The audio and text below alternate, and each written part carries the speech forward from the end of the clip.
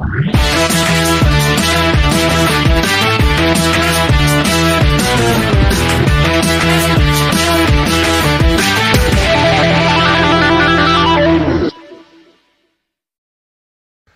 is Vrydag 21 Maart, dit is Menseregte Dag, ons gaan 'n bietjie later daaroor gesels. Baie welkom by die Vrydagmiddag nuusflits saam met Klaas Prinsloo. Kom ons val sommer met die deur in die huis. Ons het vir die maand van Maart het ons vir 6 aanvalle en dan is daar 1 moord wat bygekom het. Dit is 'n boer in die Limpopo provinsie. Ons sal later detail gee daaroor. By die Landelike Veiligheidsportfolio Komitee vergadering hierdie week het Landbou gesê dat veediefstal 'n dilemma is en dit is veral in die Oos-Vrystaat by die aangrensende Lesotho waar daar baie vee gesteel word. Nie net dit nie, maar ook die produkte diefstal van lande af en van boorde af is besig om vir die boere 'n groot probleem te word. En julle kan maar gaan kyk, al hierdie produkte wat op die straathoek verkoop word, die hoeveelheid daarvan en die verskeidenheid, dit kom alles van 'n boer se land af. En daardie boer wat daai stuk land basies verloor het as gevolg van die stropery, oes op daai land teen 'n verlies. Die minister van polisie het in sy toespraak of sy gedeelte het hy genoem dat begroting altyd 'n probleem is en maar dat hulle gaan geld soek om landelike veiligheid meer aandag te gee. Landelike veiligheid gaan dan ook vir die komende boekjaar anders hanteer word as gewone misdaad. En hy het ook onderneem om daarby ook beter grensbestuur toe te pas. Hier's 'n klein videoetjie van minister John Steenhuisen, komplimente aan Joe Emilio wat hierdie video uitgekry het. Kyk gerus. The dismantling of the rural safety units was a catastrophic mistake, and it opened the door to a collapse of rural policing and the targeting of our farmers and farm workers of all races by violent criminals and syndicates. Just this weekend, I was in Tabanchu, in Vicksburg, and other parts of the Free State, with commercial farmers and small-scale black farmers, to listen to their heartbreaking stories about how they fear for their families' lives, and they are preyed upon almost monthly by syndicates of stock thieves who destroy their opportunity to grow their businesses. Cases get opened, but are never investigated. They know who is responsible, but cannot secure arrests or convictions. This situation cannot go unaddressed. And as a result, in my capacity as Minister of Agriculture, I'm announcing that we're going to work with the sector to design a comprehensive plan to combat farm murders, stock theft, and improve rural safety.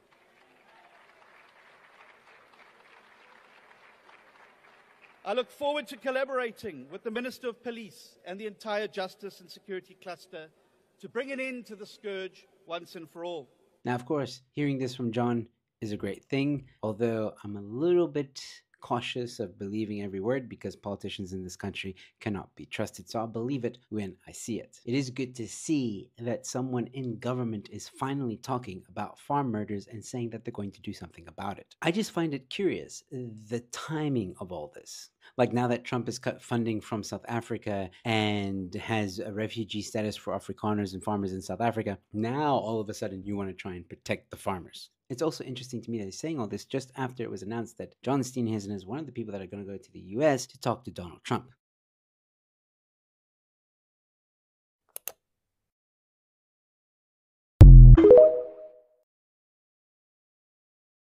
Daar was gister in die Ekurhuleni, Kempton Park area, was daar 'n staking gewees deur metropolisie met metropolisievoertuie in uniform en met hulle wapens. En daardie staking het hoofsaaklik die N3, die N17, die N12 en die R21 geaffekteer.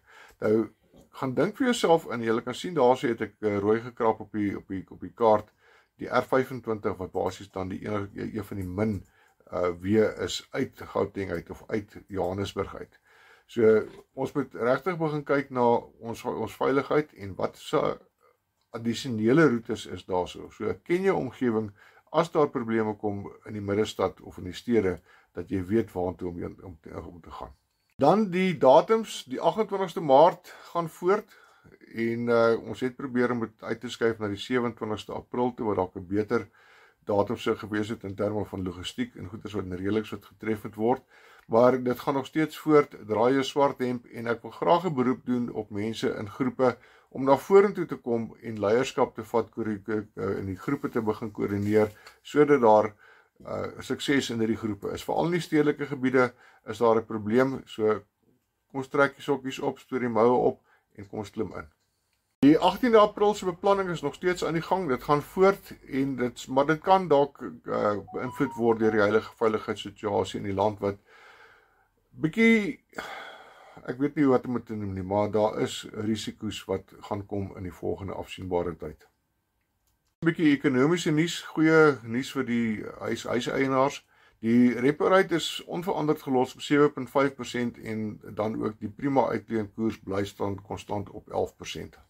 Dis vandag Menseregte Dag in Suid-Afrika en as ek so rondom my kyk in die wêreld, in ons land, dan wonder ek wat het geword van menseregte, want mense se regte word doodeenvoudig onder voete vertrap.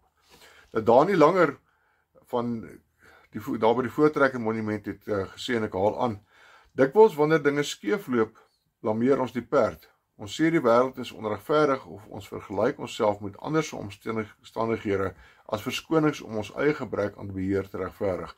Maar die werklike vraag is nie wat gaan verkeerd met die perd nie. Die regte vraag is, wat is my rol as ek agterkom, ek hou nie meer die leiersels styf vas nie. En dis wat ek ook gesê het omtrent in die 28ste Maart, kom ons stap in, kom ons vat leierskap in ons groepe, kom ons koördineer die bewegings, daar is mense wat iets anders gaan doen, en ja, maar ons het regtig nodig om as 'n land op te staan en vir die wêreld te wys dat ons actually nog lewe in Suid-Afrika. Nou, hoe waar die ding is, en hoe ver het gegaan het, en wat die inhoud van die berig is, weet ek nie. Ek kon nie die berig oopmaak nie, ek is nie 'n tekenaar by Netwerk 24 of by Nuus 24 nie. Maar lyk my hierdie ouens, soos wat ek die ding bekyk, is hulle gevang met hulle hande in die koekieblik. En dit is in hierdie tyd waarin ons lewe, is dit vir ons een van die onaanvaarbaarste dinge as 'n groot nuusnetwerk kom en die verkeerde indruk skep oor plaasaanvalle en plaasmoorde. Want dit is werklik 'n dilemma in ons land en ons kan nie bekostig om verkeerde nuus te aanvaar nie. Dis dan al van my kant af, behalwe vir 'n laaste dingetjie. Ek het altyd gesê, ek sou nooit hier kom bakkant staan en vra vir geld nie. En ek vra ook nie vir geld nie.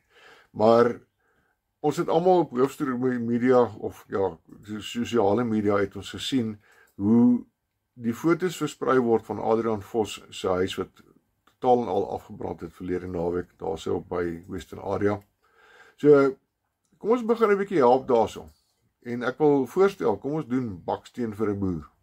As jy nie weet waar jy om die bakstene te vervoer nie of waar om dit af te laai nie, as jy 'n paar stene wil skenk, asseblief gesels met my, los my iets daarso in die kommentaarblok en ek gaan terugkom na jou toe en dan sal ek jou in die regte rigting stuur as jy 'n bydrae wil lewer, as ons van ons groot maatskappye kan kry, ons groot boeremaatskappye kan kry om daarso te help, sal dit baie waardeer word. Daai man het nou glad nie huis nie. Hy is oomblik besig om aan te sterk in die hospitaal. Dit gaan goed met hom, maar daar's nog baie pyn. So ek sê, dis my storie. Ons sit met 'n lang naweek. Hierdie dag is klaar verby. Die res van die naweek, asseblief kyk oor jou skouer, wees veilig waaroor jy ook al gaan. Die lonte is nog nie doodgetrap in hierdie land nie. Daar is nog baie veiligheidsrisiko's. Daar sal altyd veiligheidsrisiko's wees op plase, in stedelike gebiede ook. En ons moet altyd seker maak dat ons 2 keer kyk en seker maak dat ons veilig is. So geseënde naweek vir julle en mag dit met julle goed gaan.